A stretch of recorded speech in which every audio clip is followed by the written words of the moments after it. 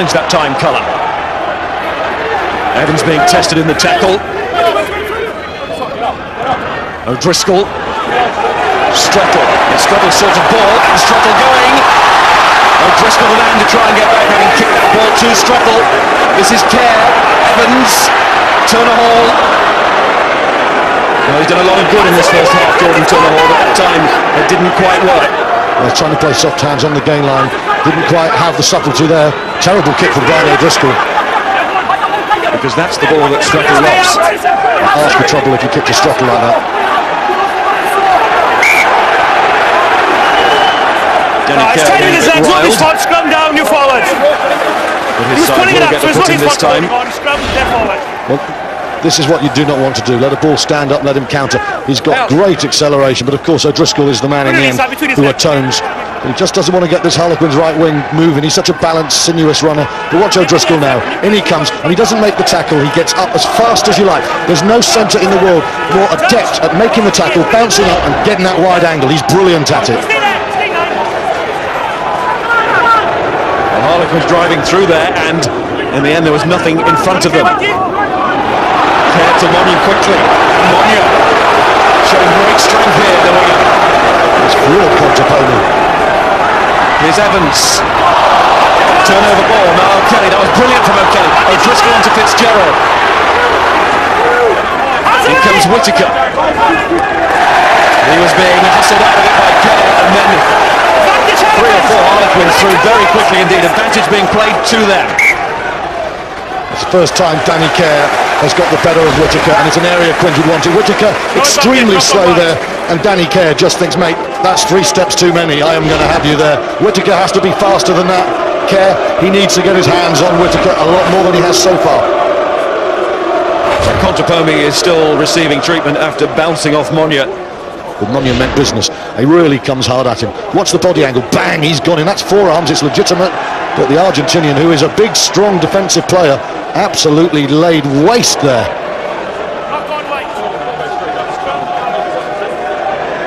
Ouch. But he's back. He's back in position.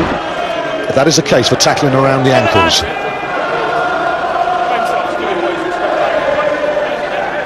Here we go again at the scrum. Fascinating one, the last scrum. Quins are just advancing territorially, aren't they? Without quite looking like making the big break at the moment. Once from Tiesi, the midfield though needs something. It's on the move again, Kerr, Evans, Tiesi, quarter-finalist with London Irish last season, Rob Shaw. Oh, that's good hands from Turner Hall, and Evans too. Mike Brown has Monia outside, good cover from Whittaker. He may have been a little bit slow getting the ball away when Kerr caught him. He wasn't slow there, Chris Whittaker. That was excellent cover work. Kerr again, Evans, Strettle wanted the crossfield kick. Well, Turner Hall doesn't care for that kind of tactic. He's much more direct in his approach. I just wonder if Evans is going to do it now. No, it's gone to Monia. Now it's Tiesi. Tiesi draws a man. He floats it on to Strettle. David Strettle inside. Leinster survive. They'll need to make more tackles here and do. Kerr, Robshaw, tackled by Stan Wright. In goes Kerr again. That's good work from Allison. Takes the man and nearly the ball. Strettle tries to whistle out of it. Oh, this is great stuff. It really is. Leinster defending brilliantly. They need to, because Quins are now starting to find their range with their passing. Much better rugby. Kerr. Evans. Dummy from Evans. Looking for support. Kerry Jones trying to get there. Easter's there now. Gives it to Kerr. Robshaw. Stopped by Cullen. And O'Kelly, the 2 locks. How mighty is this from both sides? Quins in attack, Leinster in defence. Kerr again, out to Evans, to Monia. Monia with that step, and Leinster get their man again, and still work hard for that ball, and get the penalty. What defence that was! O'Driscoll over his men there, clapping Whittaker. That was brilliant, because Quins really did find some rhythm and range there. But the Leinster defence was magnificent. They creaked a little bit, but not more than that. All down at the Leinster end as well. Well, we saw, the Blues' defence probably in the end was the difference between victory and defeat in the Millennium Stadium against Toulouse. And this Leinster defence has achieved small miracles there. No more, but small miracles.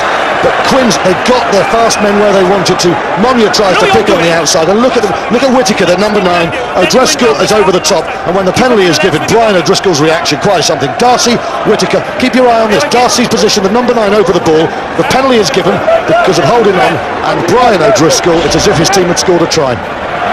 He's with Whittaker, Darcy, Contepomi, lots of thoughtful movement here, and pace too from Carney. Come back! A lot of Quins rocking through. Fitzgerald, O'Kelly. Lefebvre's left his post on the wing and wants to join in the action, but holding on, says Nigel Owens. Penalty Harlequins. Now, one of the features of this weekend is the way in rugby the crowds can mix together, sit side by side. It doesn't matter who you support. It's the beauty of the sport, and the sport should shout it from the rooftops. But it's also nice when you get pockets of support. And away to our right, you can see there in that stand a big swathe of Leinster support, and it's creating such a great atmosphere here, and it really is. You're absolutely right, Miles, but I was looking on then, Nick Evans, when he kicked that ball to touch, went down, and it does not look good at all. You're quite right, great atmosphere, but Harlequins, they would be really worried there. Nick Evans hobbled away from that kick. He does not look good at all. He hobbles on. Maybe trying to get a half-time and a bit of extended treatment. Taken by Nick Easter. Kerr. Evans. Well taken by Strickland. Lefebvre comes in. That's a good hit. And take from Lefebvre. Staying on his feet. Stripping Harlequins of the ball. Back goes Danny Kerr. He's trying to get away and use that pace. Now this will be interesting because Fitzgerald's got space here. He's told to go for the corner. That's exactly what he does. Really bad option there. He was told to go for the corner, but that was such a loose kick from Danny Kerr. At some stage, players with Luke Fitzgerald's ability to counter have to go for it. And sometimes block your ears to what your mates are saying, because this guy can beat people. Nick Evans, you can see, is really struggling still at the moment, but that was a chance. Loose kicking like that from Kerr should be punished. Instead, Fitzgerald just gave the ball back. Well, I was watching the Leinster bench when that happened, and they were all pointing to the corner to Fitzgerald. He took the instruction. Yeah. That would be one of my criticism of Leinster this season. In a bid to stop being seen as the playboys of Magnus Rugby, they have become so pragmatic. Sometimes the blindingly obvious opportunities are completely overlooked. That was blinkered play. And it was on there. Good control by Nick East is very good at that. And they're coming blindside. Kerr seen.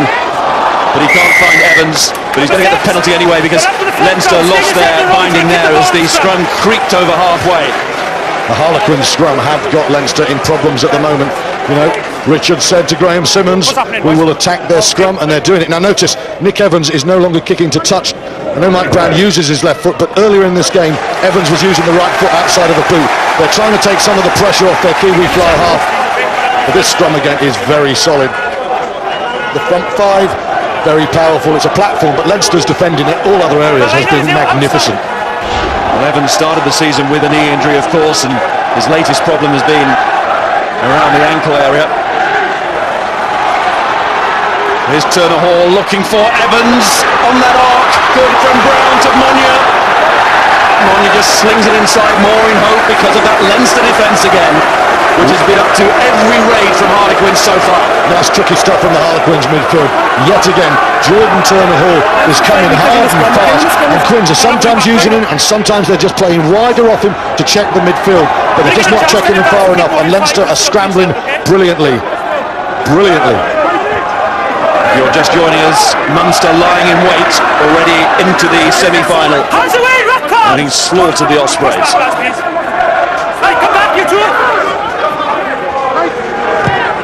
Contepomi, I suppose, more plucked the Ospreys today than anything else. I thought slaughter was an underestimation of what happened. I said in the rugby club they had absolutely no chance, and I think I overestimated their chance. They were a poor team, Ospreys, but Munster did look like this tournament favourites. But we, you know, whoever wins this game, they're going to be going to Croke Park. But as Paul O'Connor said afterwards, it's a different day, it's a different game. Bota to Robson, interception from Elson. He's trying to cover the ground as quickly as he can, and he's not making a bad job of it. Can't see off Monya, who gets back to make one of his trademark tackles, but it's quick ball for Leinster here, and it's on for Fitzgerald on this side, but it never came. Quins did enough at the breakdown, they did more than enough. Phenomenal from Rocky Elson. Robshaw to turn a Hall, trying to straighten through the middle. Gordon Darcy steals, and that, I think, was a knock-on. Well, it's all happening out there. Elsom going as fast as he could. If it hadn't been for Monia. He's not just quick legs though, he's got quick brain, hasn't he, Rocky Elsom? He read that superbly, knew the inside ball to Bota was coming. Monia cuts him off, and then Harlequins working very hard. Look at Chris Robshaw, he's so good getting back there, and in the end this ball squirts out Harlequins' way, and Monia kicks on, and it's just as well because Luke Fitzgerald had faded onto the left touchline. There was a cross kick with Strettle 30 metres out of position. That was a potential turnover try. Instead, Turner Hall carries on, and again he looks for the little offload to Kerry Jones, but the ball is knocked on. Geez, if we don't get a try in this game, there is going to be some epic defending, because there's a lot of ambition and plenty of pace. Well, we saw plenty of that in Cardiff yesterday, epic defending from the Blues. And of course, that constitutes such a big part of the Heineken Cup at this stage. Well, it does. You know, this is a high standard of rugby, and there are going to be long periods of time when you have to defend, and that's what we saw from the Blues. And their last 20 minutes yesterday, I think, probably when they made all those tackles and didn't concede a penalty, were the defining quarter of that game and won them the match. And Leinster will be thinking that the pressure the Quins have applied at times in this first half, they've done very well to come away. But Quins themselves, they're having to tackle, because we saw the threat of world-class players like Rocky Elsom just then. Ball is gone before it went down. Care. Carney beaten by the bounce. There's that one-hander again, charged down. That is what you call commitment, Danny Cole. Brilliant. Well, we saw his pace at the base and the way he gets away, and he buys himself a metre or two. And he put a good kick in, and then an amazing chase. Well, average kicks could be made great kicks because of the quality of the chase. Kerr decides to go on his own, split second because of the fumble from Carney, and then he's made to look a fool by Kerr there, and at least Quins have a foothold to attack Bernard Jackman. Elsom again, Whittaker right out into midfield for Heaslip to drive it up, supported by Jennings. Whittaker to Contepomi. Oh, that was horrible. It's going to fall for Kerr. Might think about a drop goal. He likes a drop goal as Danny Kerr. Then he's going wide.